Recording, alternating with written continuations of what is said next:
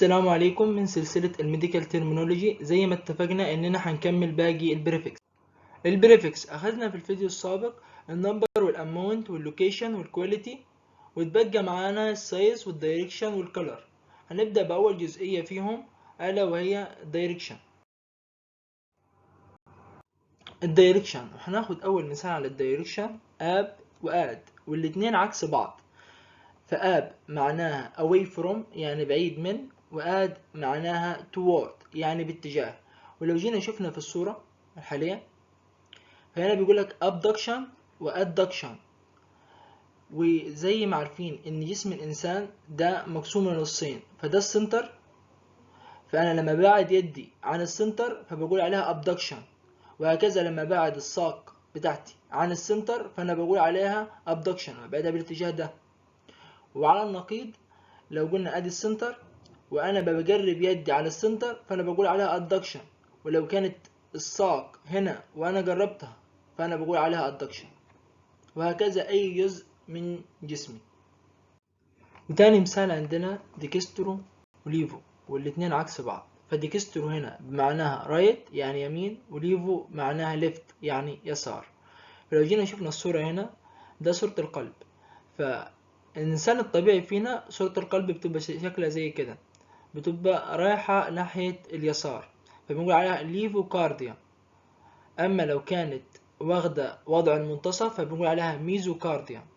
وفي بعض الحالات ممكن القلب بتاعنا يروح يبقى واخد ناحية اليمين فبنقول عليها ديكستروكارديا. وبعد ما انتهينا من الدايركشن هنبدأ بتاني جزء ألا وهو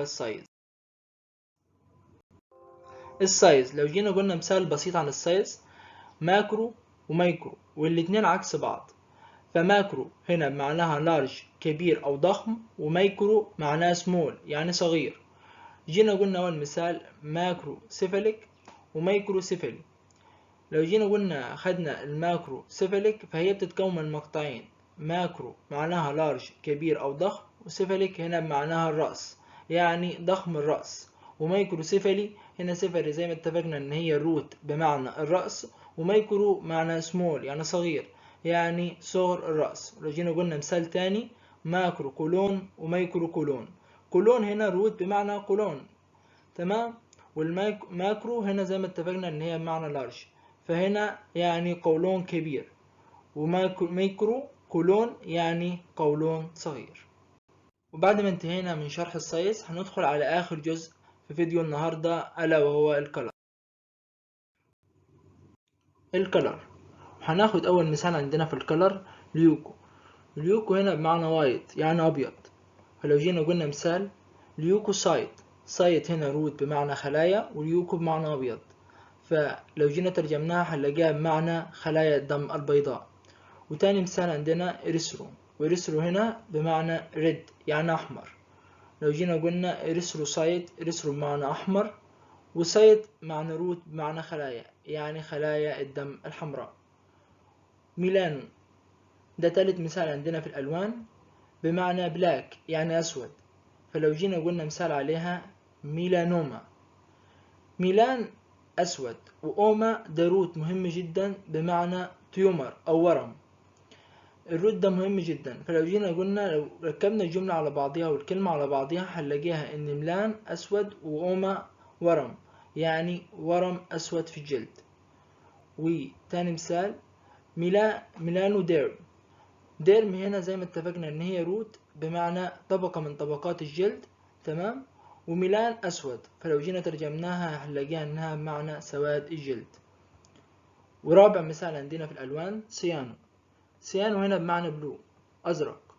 فلو قلنا سيانو فيل هنا بمعنى صبغة، وسيانو أزرق.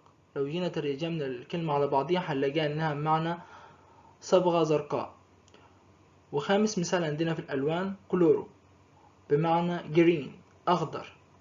كلورو فيل هنا بمعنى صبغة، وكلورو أخضر يعني بمعنى صبغة خضراء.